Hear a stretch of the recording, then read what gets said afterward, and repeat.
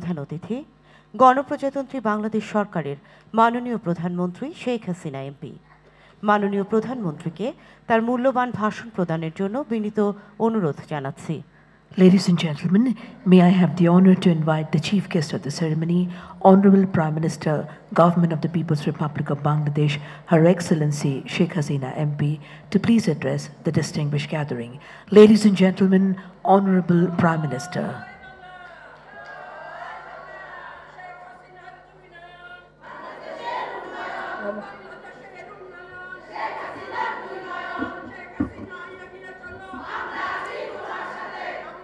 এই রিজিয়া বসো বসো। বিসমিল্লাহির রহমানির রহিম।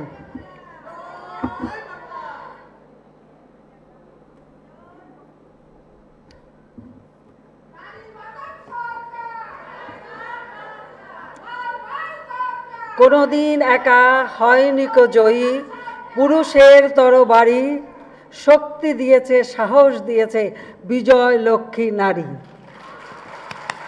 বলেছেন কবি নজরুল ইসলাম, আমাদের জাতীয় কবি। বিশ্বে যা কিছু মহান সৃষ্টি চিরকল্যাণকর, অর্ধেক তার আনিয়েছে নারী, অর্ধেক তার নর। কবি নজরুল ইসলাম তিনি বলে গেছেন। রবীন্দ্রনাথ বলেছেন, নারীকে আপন ভাগ্য জয় করিবার কেন নাহি দেবে অধিকার হে বিধাতা। আকুতি করে গেছেন। বেগম রোকেয়া বলেছেন, তোমার মেয়েদেরকে শিক্ষা দিয়ে ছাড়িয়ে দাও, তারা নিজেদের ভাত কাপড় ব্যবস্থা নিজেরাই করবে। আমাদের নারী সমাজের শিক্ষায় তার অবদান রয়েছে। আজকে আমি অনুষ্ঠানের সম্মানিত সভাপতি, সহকর্মীবৃন্দ, নারী সমাজের প্রতিনিধিবৃন্দ, উপস্থিত সুধীমণ্ডলী, আসসালামু আলাইকুম। আন্তর্জাতিক নারী দিবস 2024 উপলক্ষে আমি বাংলাদেশ সহ বিশ্বের সকল নারী এবং উপস্থিত সবাইকে, এবং আমাদের এখানে উপস্থিত ছাড়াও সারা বাংলাদেশে যারা আছে বা প্রবাসে যারা আছে সকলকেই আমি আমার আন্তরিক শুভেচ্ছা জানাচ্ছি। আমি আনন্দিত যে আমার অনেক নারী উদ্যোক্তা যারা প্রতিকূল অবস্থায় দাঁড়িয়েও নিজেদেরকে প্রতিষ্ঠিত করেছে, যারা সমাজে জয়িতা হিসেবে আজকে পুরস্কার পেয়েছেন, তাদের আন্তরিক অভিনন্দন জানাই, ধন্যবাদ জানাই, শুভেচ্ছা জানাই। এই পুরস্কার আরও অনেক নারীদেরকে আরও প্রেরণা যোগাবে বলে আমি বিশ্বাস করি। মার্চ মাস আমাদের স্বাধীনতার মাস। আজকে আমরা একটি রাষ্ট্র পেয়েছি, একটি জাতি হিসেবে আত্মমর্যাদা পেয়েছি, একটি জাতি রাষ্ট্র পেয়েছি, পতাকা পেয়েছি। আর আমাদের এই অধিকার এনে দিয়েছেন সর্বকালের সর্বশ্রেষ্ঠ বাঙালি জাতির পিতা বঙ্গবন্ধু শেখ মুজিবুর রহমান। আমি আজকে দিনে তার প্রতি শ্রদ্ধা জানাই। 15ই আগস্ট, যেদিন রাষ্ট্রপতি জাতির পিতা বঙ্গবন্ধু শেখ মুজিবকে নির্মমভাবে হত্যা করা হয়, একই সাথে হত্যা করা হয়েছিল আমার মাকে, আমার মা বেগম ফজিলাতুন্নেসা মুজিব, যে সবসময় আমার বাবার পাশে ছিলেন। প্রতিটি আন্দোলন সংগ্রাম সব কিছুতেই তিনি অবদান রেখে গেছেন। আমার 3 ছোট ভাই, মুক্তিযোদ্ধা ক্যাপ্টেন শেখ কামাল, মুক্তিযোদ্ধা লেফটেন্যান্ট শেখ জামাল এবং 10 বছরের ছোট্ট ভাইটি, তাকেও নির্মমভাবে হত্যা করে। কামাল জামালের নবপরিণীত বধূ সুলতানা কামাল ঢাকা বিশ্ববিদ্যালয়ে খেলাধুলায় সে ইউনিভার্সিটি ব্লু হিসেবে খেতাব পেয়েছিল। জামালের নবপরিণীত স্ত্রী পারভিন জামাল রোজি, সেও স্পোর্টসে ছিল, তাদেরকেও নির্মমভাবে হত্যা করে। আমার একমাত্র চাচা শেখ আবু নাসেরকে হত্যা করে। তিনি মুক্তিযোদ্ধা ছিলেন, পঙ্গু ছিলেন, তারপর রেহাই পায়নি। আমার বাবার military secretary brigadier Jamil Uddin এবং পুলিশ অফিসার সিদ্দিকুর রহমানকে হত্যা করে। এখানেই তারা থেমে যায়নি।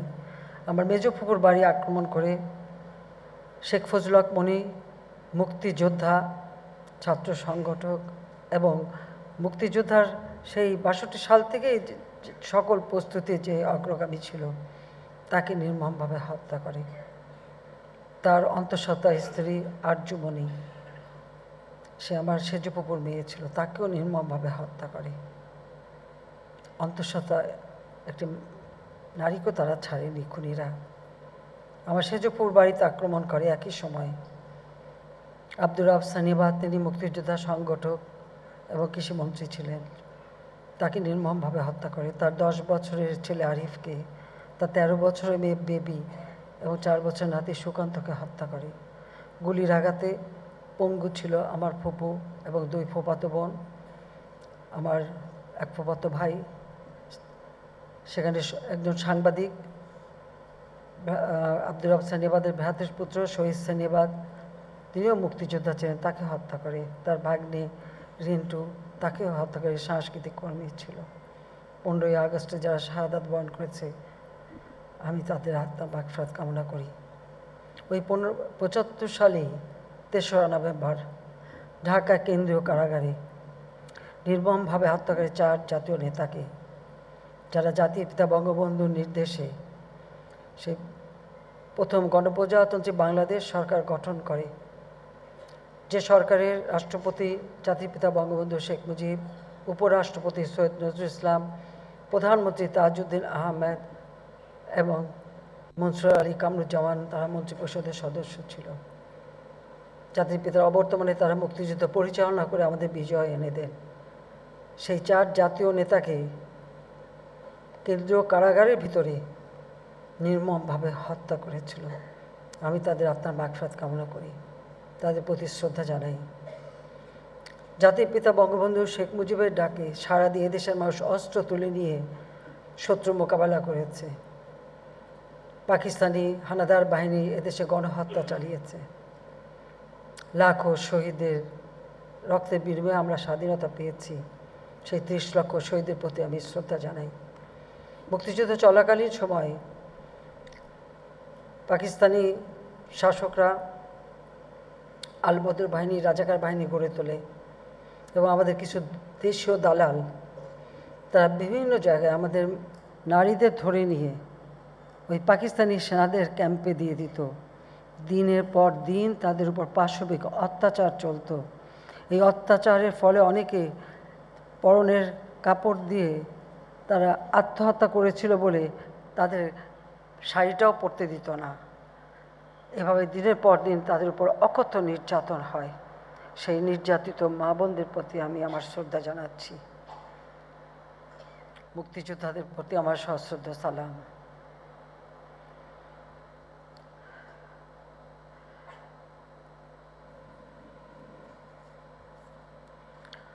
নির্যাতিত নারীদের স্বাধীনতার পর উদ্ধার করা হয়। তাদের যে শারীরিক মানসিক অবস্থা ছিল সেটা আমরা নিজেরা দেখেছি। এই নির্যাতিত নারীদের পুনর্বাসনের জন্য জাতির পিতা বঙ্গবন্ধু শেখ মুজিব নারী পুনর্বাসন বোর্ড করে দেন। পৃথিবীর বিভিন্ন দেশ থেকে ডাক্তার, নার্স নিয়ে আসে তাদের চিকিৎসা করতে, কারণ অনেকেই তখন অন্তঃসত্ত্বা, অনেকে খুব খারাপ অবস্থায় ছিল শারীরিক মানসিকভাবে। তাদের চিকিৎসা, তাদের পুনর্বাসনের ব্যবস্থা নেন। আমার মা নিজে দাঁড়িয়ে থেকে এই মেয়েদের অনেকেই বিয়ে দেন, যেটা গণবিয়ে আর কি যেটা বলা যায়, একসাথে অনেককে একসঙ্গে করে তাদের বিয়ের ব্যবস্থা করে দেন, তাদের জীবন জীবিকার ব্যবস্থা করে দেন। যারা বিয়ে করে তাদের চাকরির ব্যবস্থা থেকে সব ধরনের ব্যবস্থা করে দিয়েছিলেন। এবং জাতির পিতা বঙ্গবন্ধু শেখ মুজিব এই নির্যাতিতা নারীদের বীরাঙ্গনা নাম দিয়ে তাদের সম্মাননা দিয়েছেন এবং আমরা তাদেরকে মুক্তিযোদ্ধা হিসেবেই স্বীকৃতি দিয়েছি। কাজে তাদের অবদানও ভোলার নয়।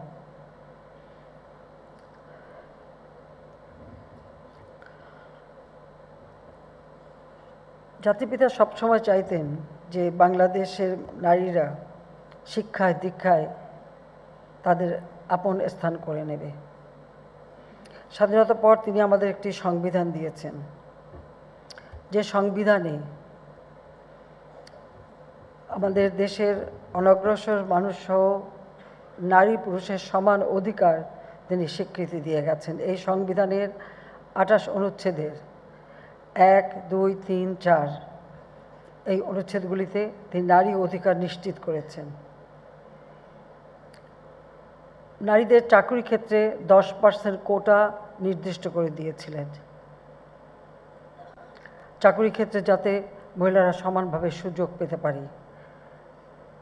সংসদে সংরক্ষিত নারী আসন দিয়েছিলেন যাতে করে নারী নেতৃত্ব গড়ে উঠতে পারে। সেই পদক্ষেপগুলি জাতির পিতা বঙ্গবন্ধুই নিয়েছিলেন।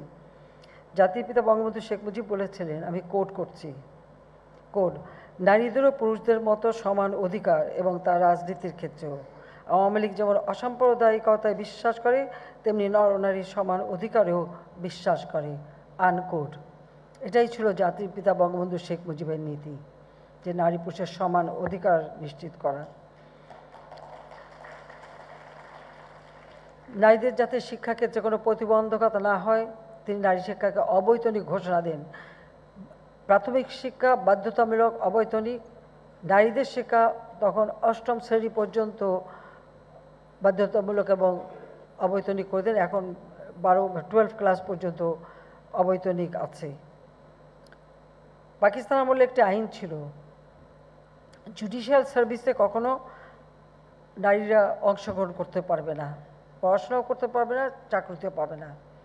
জাতির পিতা বঙ্গবন্ধু শেখ মুজিব সমস্ত আইন কিন্তু পরিবর্তন করে দেন এবং এই আইনও পরিবর্তন করেন এবং নারীদেরও জুডিশিয়াল সার্ভিসে কাজ করার সুযোগ দেন। আমার খুব সৌভাগ্য যে আমি যখন সরকারে আসি 96 সালে, আমি দেখলাম উচ্চ আদালতে কোনো নারী বিচারপতি নেই। প্রথম বিচারপতি যাকে করেছিলাম তিনিই কিন্তু ওই আইন জাতির পিতা করার পর যে প্রথম জুডিশিয়াল সার্ভিসে চাকরি পেয়েছিলেন, তিনি তখন একটা জেলার ডিস্ট্রিক্ট জজ, তাকেই আমরা প্রথম উচ্চ আদালতে জজ করে নিয়ে আসি। আমার খুব ইচ্ছা ছিল যে একজন প্রধান বিচারপতিও করে দেব, তো সেটা হয়নি তখন। তারপরেও আমি যখন সরকার গঠন করে আমি দেখি আমাদের সচিব কোনো নারী নেই। পুলিশের জাতির পিতা বঙ্গবন্ধু সেই সময় পুলিশ অফিসার নিয়োগ করে দিয়ে গিয়েছেন কিছু, কিন্তু আর কোনো সুযোগ ছিল না। বিভিন্ন জায়গায় সেখানে নারীদের অবহেলা। তখন আমি সিদ্ধান্ত নিলাম যে না, উচ্চ পদেও তো নারীরা আসতে পারে, স্বাভাবিক, একটু বাধা তো হয়, আবার তাদের ফিট লিস্ট করে। তখন আমি বললাম যে আমি মেয়েদের আলাদা লিস্ট চাই, মেয়েদের জন্য চাকরিতে যারা আছে তাদের একটা আলাদা লিস্ট করতে হবে, সেখান থেকে আমি তাদের জ্যেষ্ঠতা কি সেটা দেখব। 96 সালে প্রথম দিকে পাইনি, তখন আমাদের একটা আছে, ব্যবস্থা আছে, সেটা হলো রাষ্ট্রপতির কোটায় নিয়োগ দেওয়া যায়, প্রয়োজনে বিশেষ ব্যক্তি আমরা নিয়োগ দিতে পারি।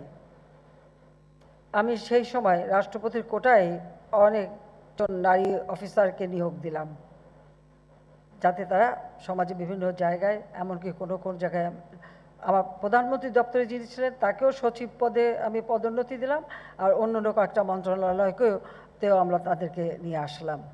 এভাবেই কিন্তু আসলে দুয়ারটা খুলে দিলাম। এখন তো আমাদের আর দেখতে হবে যে সেখানে যথেষ্ট আমাদের নারী বিচারপতিরা আছেন, উচ্চ আদালতে আছেন। সবথেকে বাধার সম্মুখীন হয়েছিলাম যখন আমি এসপি নিয়োগ দিতে যাব, তখন খুব বাজে, মেয়েরা আবার এসপি হবে কীভাবে? আমরা কেন মেয়েরা পারবে না কেন?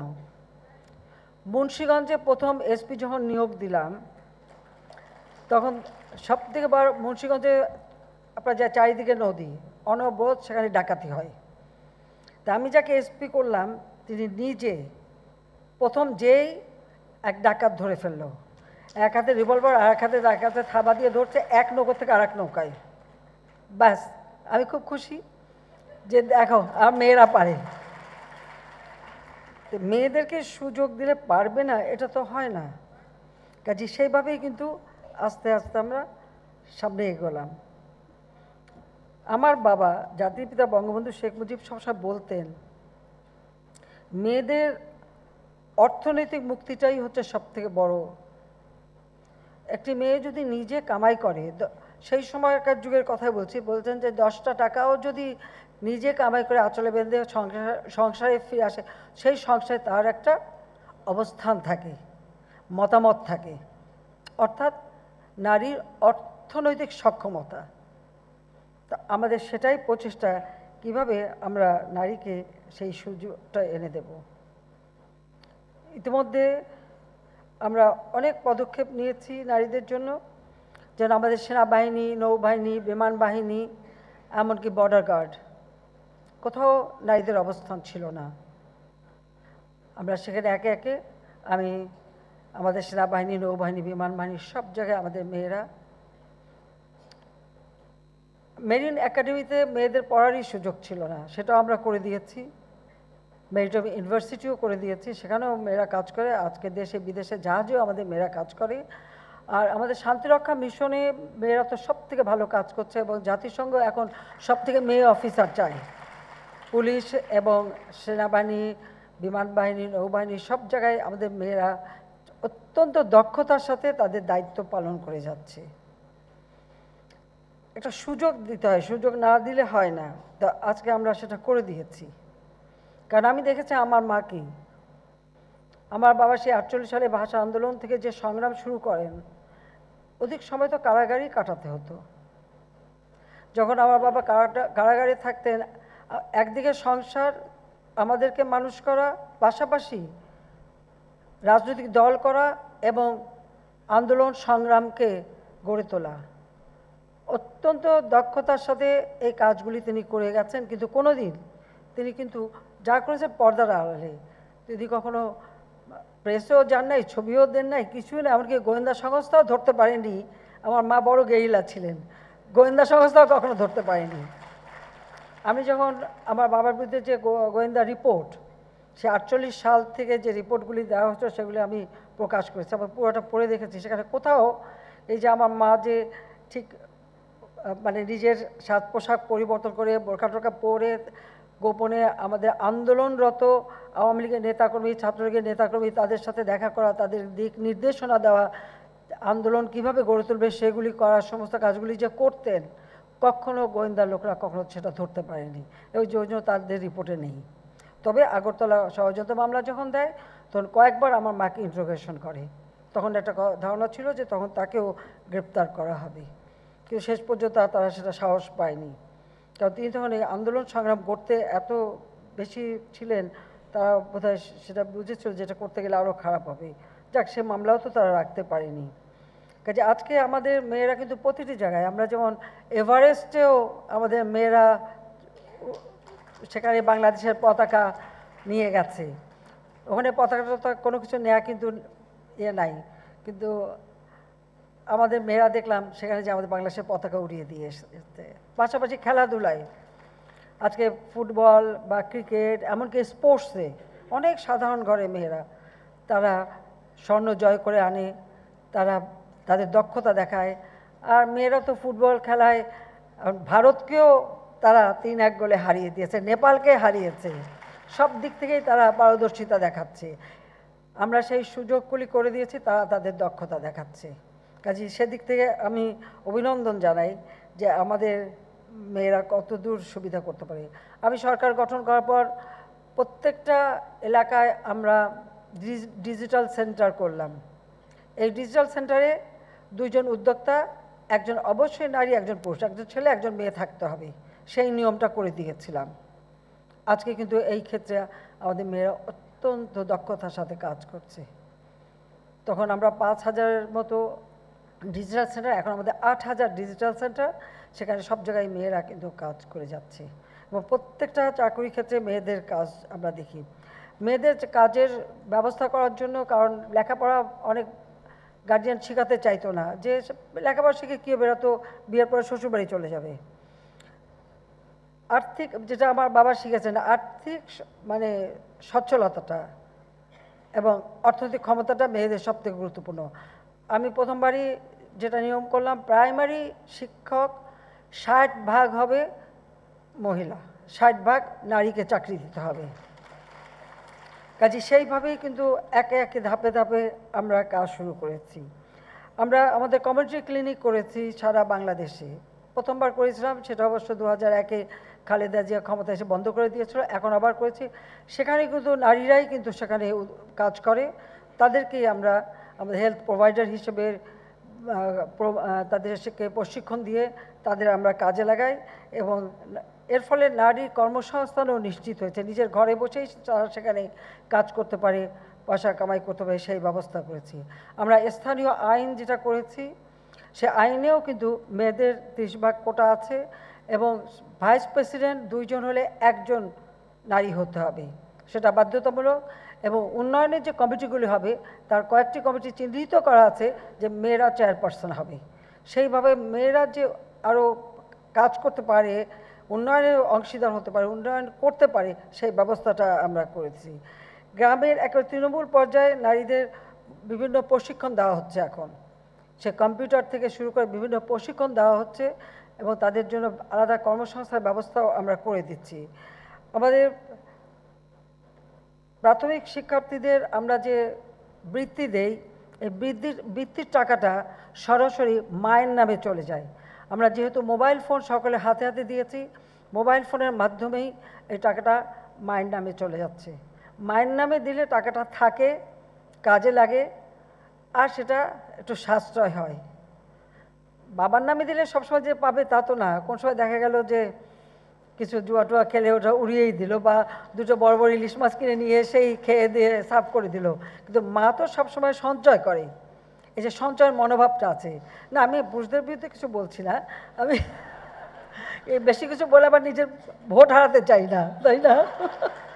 কিন্তু এটা আমরা করি। ইতিমধ্যে বাল্যবিবাহ নিরোধ করা, ইভটিজিং অথবা নারী ধর্ষণ আমরা কিন্তু যুগোপযোগী আইন করে বিচারের আওতায় নিয়ে এসেছি, যে কেউ এ ধরনের করলে সঙ্গে সঙ্গে তার বিচার করা হবে, সাজা দেওয়া হবে। সেই ব্যবস্থাটা করে নারীর নিরাপত্তা আমরা নিশ্চিত করেছি। আমাদের সবসময়টাই লক্ষ্য যে দেশের মানুষের কাজ করা। আমাদের যারা অন্তঃসত্ত্বা কর্মজীবী নারী, তাদেরকে আমরা বিশেষ ভাতা দিই।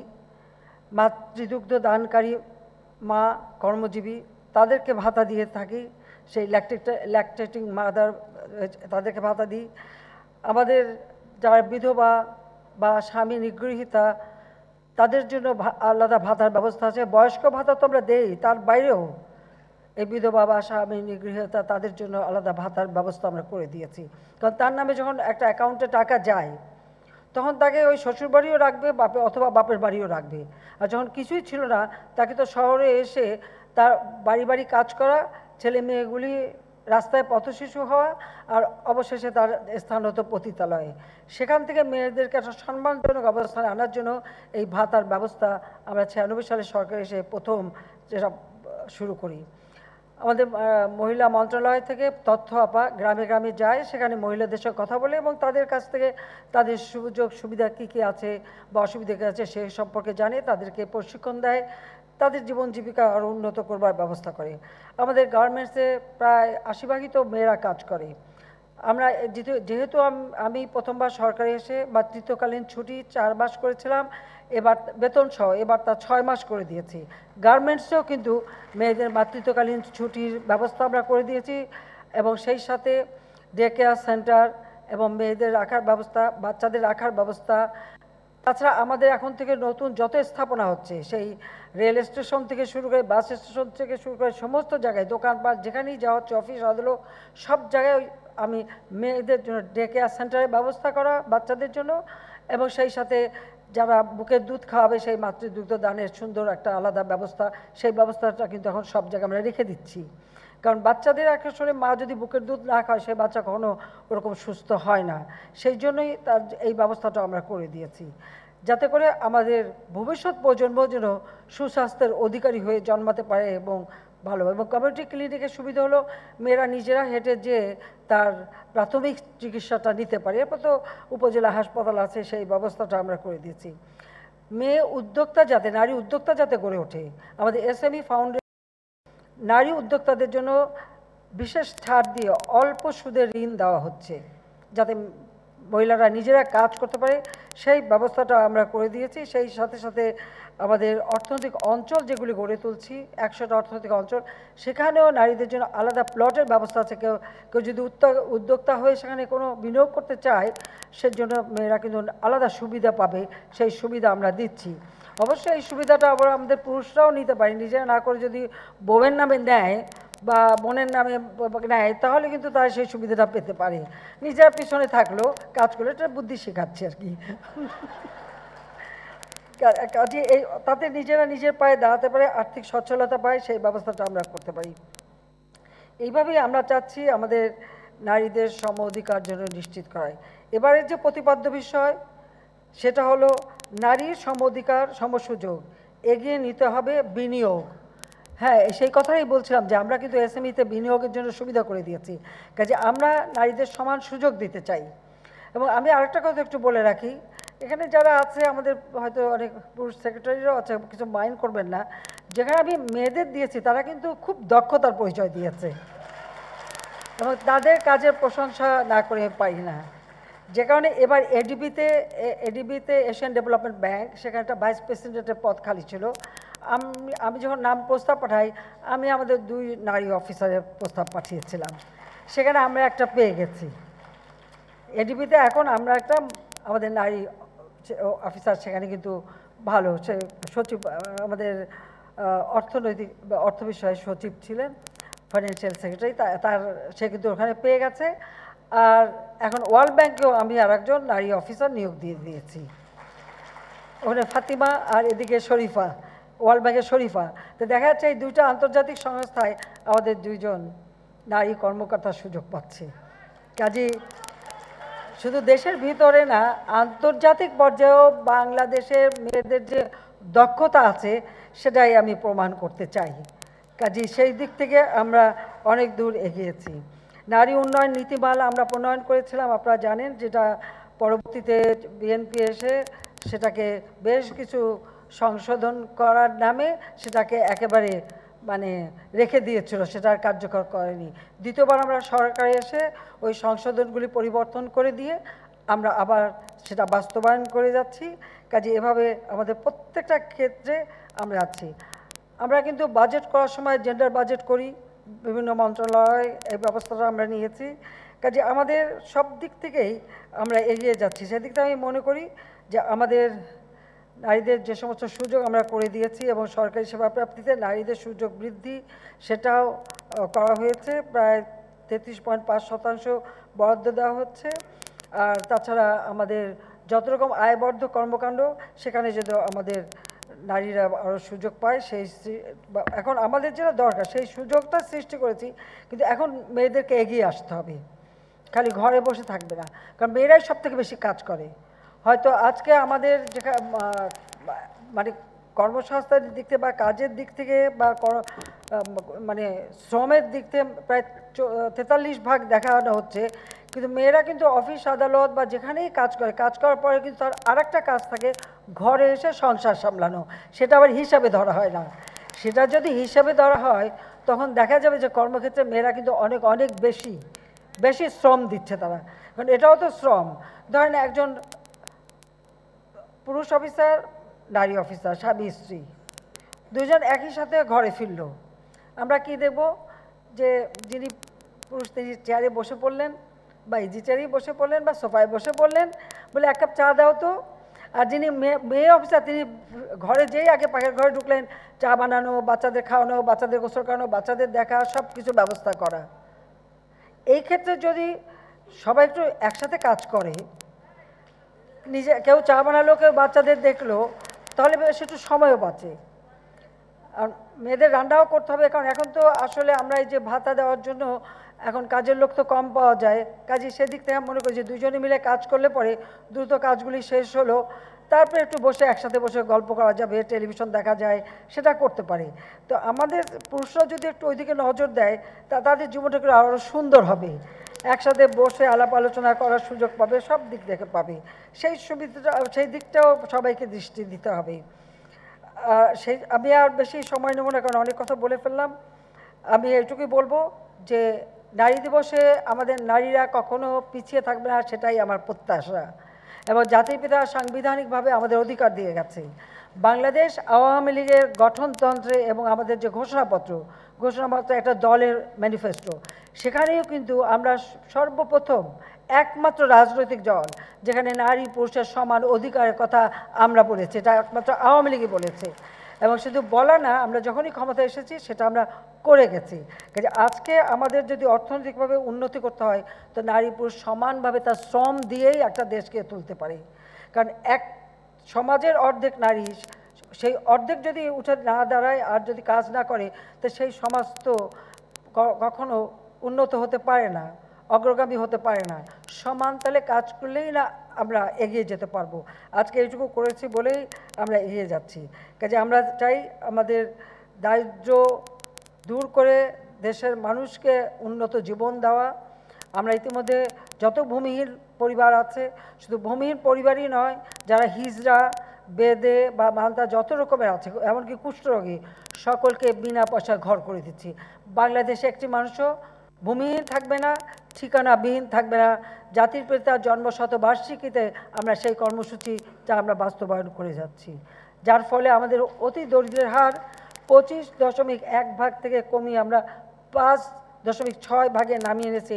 ইনশাল্লাহ এই 5 থেকে 6 ভাগও থাকবে না, কোনো অতি দরিদ্র বলে কেউ থাকবে না, সবার অন্তত একটা ঠিকানা থাকবে, সেটুকু আমরা করতে চাই। সেই সাথে সাথে দেশের সার্বিক অর্থনৈতিক উন্নয়নে আমাদের নারীদের আরও বেশি উদ্যোক্তা হয়ে এগিয়ে আসতে হবে। জয়িতা ফাউন্ডেশন ওইভাবে আমরা করে দিয়েছি যে আমাদের গ্রামের মেয়েরা যা উৎপাদন করবে বা যে কাজ করবে, সেটা সুফল যেন সকলে পেতে পারে, দেখতে পারে, যেটা আমাদের জাতীয় অর্থনীতিতে অবদান রাখতে পারে। সেই লক্ষ্য রেখেই আমাদের এটা করা, সেইভাবেই আমরা দিচ্ছি। কাজে আমি চাই আমাদের দেশ এগিয়ে যাক, আরও উন্নত হোক, দেশের নারী পুরুষ সমানভাবে আমাদের অর্থনৈতিক উন্নয়নে আমরা কাজ করি। বাংলাদেশ আজকে এগিয়ে যাচ্ছে। আমরা ডিজিটাল বাংলাদেশ গড়ে তুলব ঘোষণা দিয়েছিলাম, ডিজিটাল বাংলাদেশ আমরা গড়ে তুলেছি। এখন আমাদের লক্ষ্য হচ্ছে 2041 সালের মধ্যে আমাদের smart population, smart government, smart economy, smart society, এটা আমরা গড়ে তুলব। আমি সত্যি খুব আনন্দিত যে আমাদের এক বোন জয়িতা পুরস্কার পেয়েছেন, তিনি নিজেই ঘোষণা দিয়েছেন তিনি স্মার্ট বাংলাদেশ গড়ে তোলার জন্য কাজ করে যাবেন।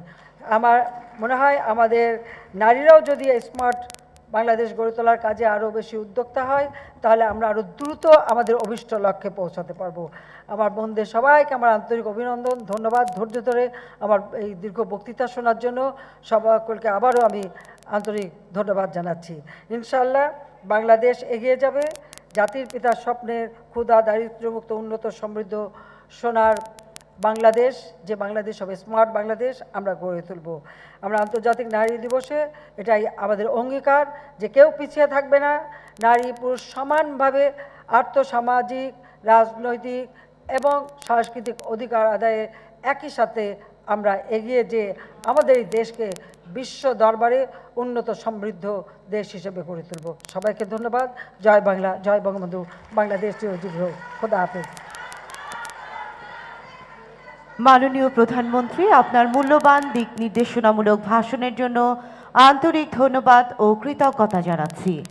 Sincerest thanks, eternal gratitude, Honorable Prime Minister, for your inspiring speech and endless guidance. সম্মানিত সুধী, অনুষ্ঠানের এ পর্যায়ে photo session.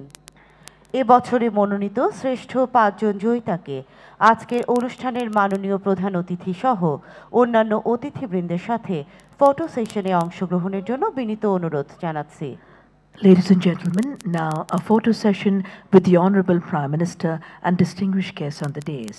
May I request the 5 best Joyita Award recipients to please join the photo session.